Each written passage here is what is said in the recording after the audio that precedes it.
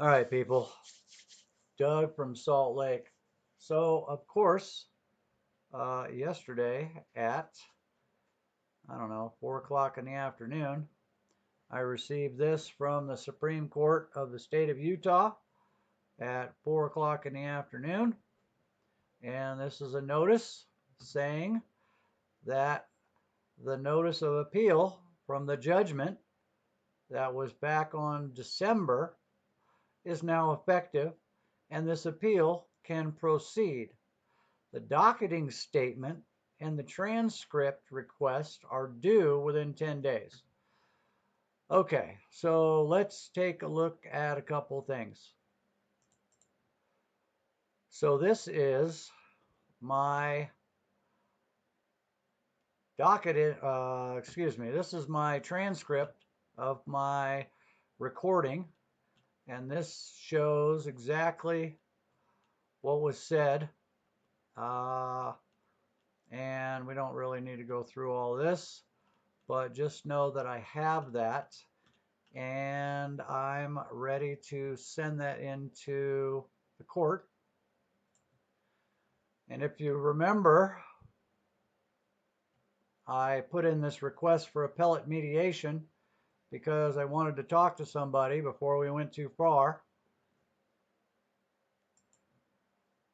And we also needed to put in a motion to waive fees.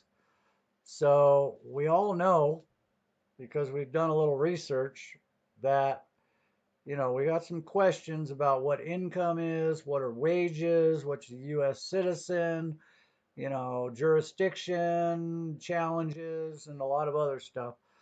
But I'm going to go ahead and put it in anyway because, and I have this guide here that I printed out. This is called A Guide to Appealing a Case. And it says on page 3 here, after you get a judgment, then you put in a notice of appeal. And then there's fees, which is appellate rule number 3. When a notice of appeal is filed, the appellant must pay a filing fee of $240 and a cost bond of $300 to the trial court. No filing fee or cost bond is required for criminal cases. If the appellant can't pay the required fees, they can ask the trial court to waive the filing fee if they can show and that they meet certain financial income guidelines. Okay, red flag, income. I don't make income. Okay. The appellant must fill out and file a motion to waive fees with the trial court. Okay, well, there it is. And it's just a one-pager. Okay, I received a notice indicating my appeal can move forward, and I put the notice. I attached it following Rule 3, right? That's what I just read. I am required to file a motion to waive fees with the trial court. This notice to confirm that I do not have the resources to pay all the costs associated with an appeal. Our country is in the middle of a pandemic, scamdemic. People are out of work, the price of commodities has risen, and our economy is failing. I have already spent $340 to file this case. I spent several hundred on mail, printing, envelopes, and I do not have the finances for fees and bonds and other necessities needed to appeal within the given time limits. Please waive the fees and the bond requirements so that justice may be served and we can go to the requested mediation. Thank you. And that's it. Just a one-pager. Okay? Real nice and easy. And this is some stuff that I had that I downloaded again about wages and income and salaries and compensation.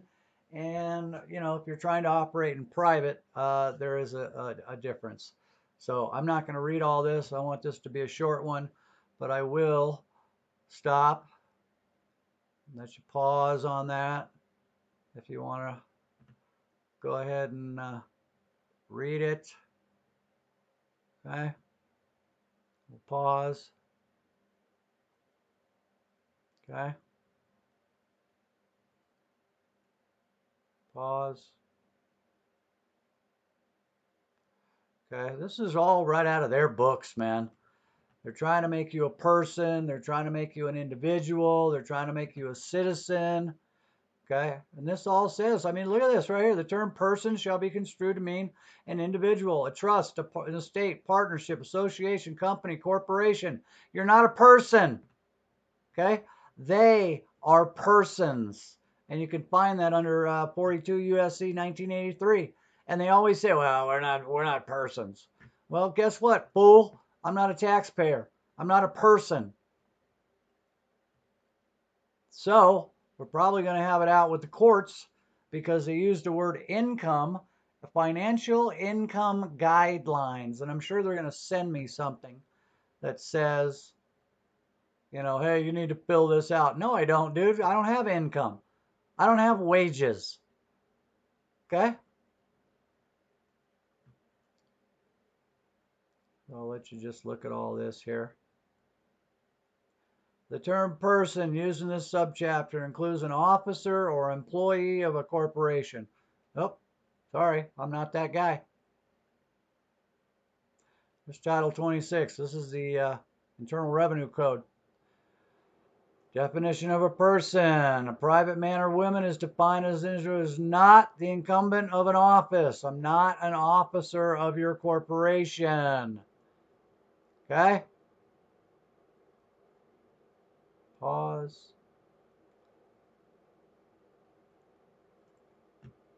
Pause.